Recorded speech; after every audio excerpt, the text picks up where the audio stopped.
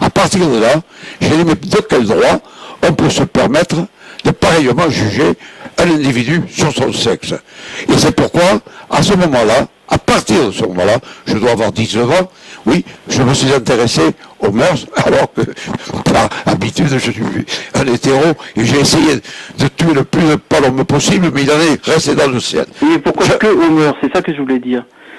Pourquoi est-ce que vous avez plus centré votre combat sur la liberté des mœurs que sur la liberté d'opinion? Attendez, je vais répondre. D'accord.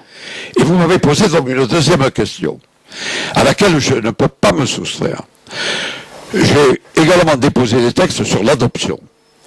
Il y a d'innombrables enfants qui sont dignes d'être adoptés et qui sont dans la souffrance. Je vais vous faire un aveu que je n'ai jamais dit à personne publiquement. Je suis ministre de la France de l'Outre-mer. Je vais au Mali. Et là, dans une léproserie, un petit gamin de 3 ans, 4 ans, se jette dans mes bras et il me serre le plus possible. Je le prends, je l'embrasse. Il est plein de morve peut-être, mais c'est un beau bébé. C'est un beau petit garçon. Et pendant les 2 jours où je suis au Mali, ce gosse ne me quitte pas, sauf évidemment que les bonnes sœurs le font coucher. Ouais. Et je me pose la question, et c'était Colombani qui était gouverneur de la France de l'Outre-mer. Ah, il me dit, si tu veux, j'avais l'avion évidemment ministériel, il me dit, si tu veux, tu peux prendre l'enfant et tu régulariseras une situation en France. Je tutoyais Colombani. Je me suis posé une question qui va vous paraître dérisoire et vous aurez raison. Je me suis mis à Lot-et-Garonne. J'ai déjà 3 enfants. Je n'avais pas mon 4e fils. J'arrive avec un petit Africain, on va dire ce qu'il y avait. Il avait aussi une maîtresse nègre. Qu'est-ce que c'est que ce personnage? Et nous avons voté pour cet individu. J'ai eu peur du candidaton, vous voyez? J'ai eu peur d'avoir peur. Et j'ai eu peur, et c'est vrai, que cet acte de lâcheté, je dis bien de lâcheté, parce que ma femme aurait accepté d'élever l'enfant. Parce que pour nous, il aurait été égal aux autres. Parce que dans ma vie d'homme, j'ai fréquenté des couples qui ont eu des enfants par la suite, après une adoption. Et des adoptions d'enfants étrangers, de couleur, jaune ou noir. Et ces enfants sont totalement intégrés. Je n'ai jamais été raciste.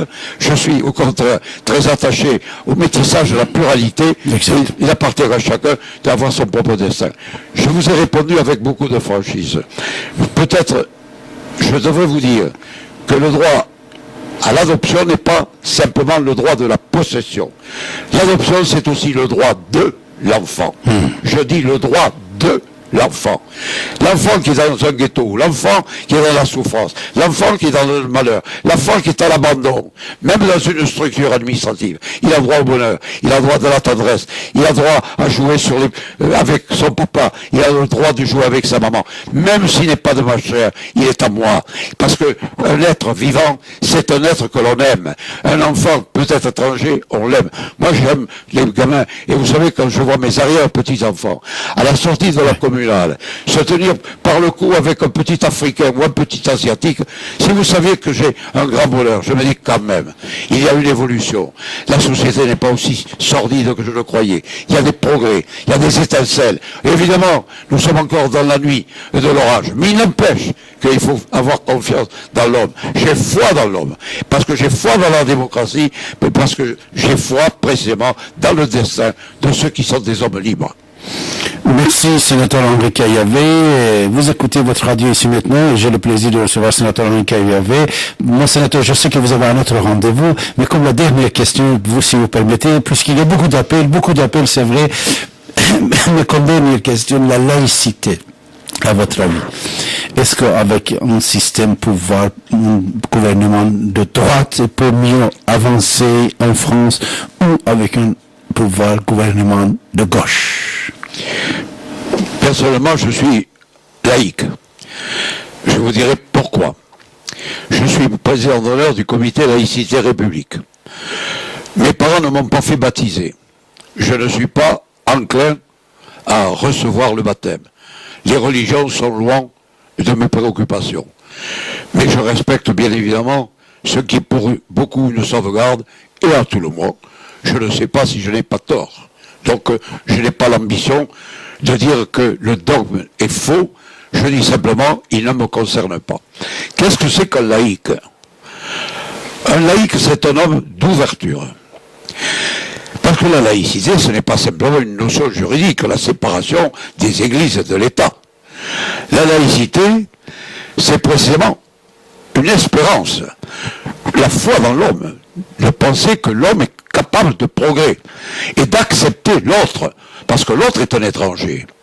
Et toujours un étranger. Donc, il faut que moi-même, je me dépouille de mon égoïsme pour écouter celui qui n'est pas semblable à moi.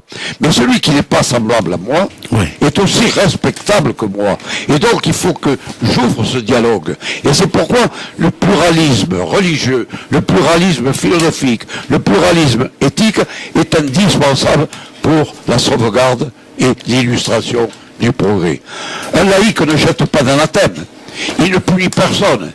Il écoute, il respecte et il permet à tous de pouvoir s'exprimer.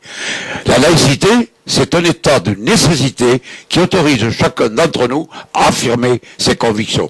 Je viens de le faire. Vous n'allez pas me critiquer. Vous pouvez dire le contraire de ce que je pense. Vous êtes respectable et vous avez le droit de le dire.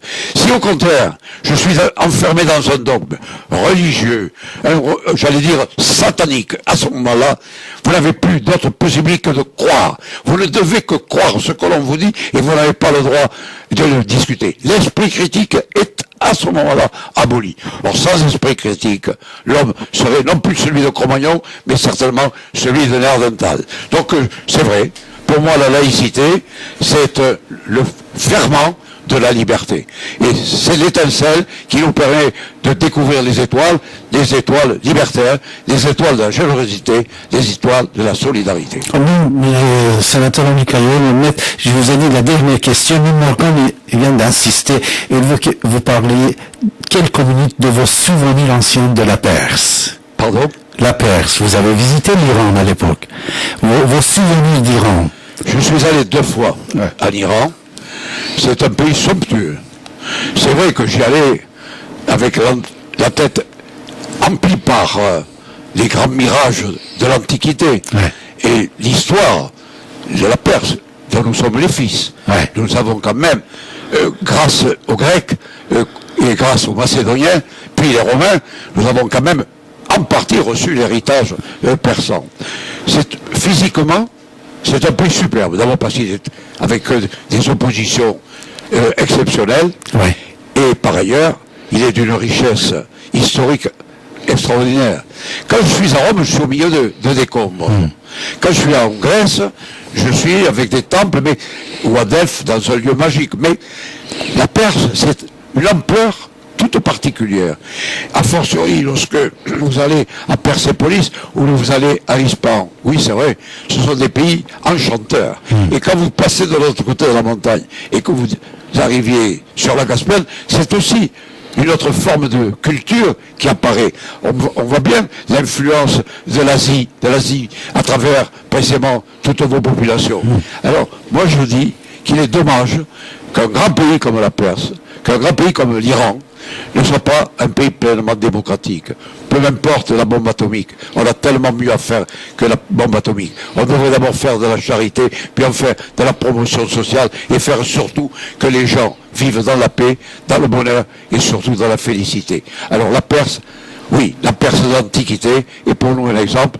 L'Iran d'aujourd'hui, je forme le souhait qu'il découvre ses racines à nouveau, parce qu'elles sont magnifiques et elles touchent au cœur de l'homme. Merci, mon cher maître Henri Caillavet, je vous embrasse très très fort. Merci d'accepter notre invitation.